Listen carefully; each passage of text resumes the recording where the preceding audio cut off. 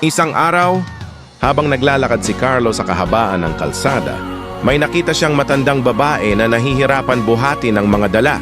Kahit pagod, hindi siya nagdalawang isip na tulungan ito.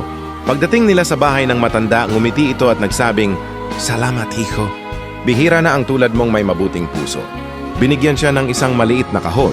"Huwag mong bubuksan hanggat hindi ka nangangailangan," sabi ng matanda.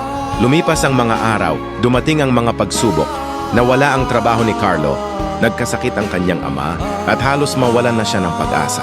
Sa gitna ng dilim ng kanyang buhay, naalala niya ang kahon.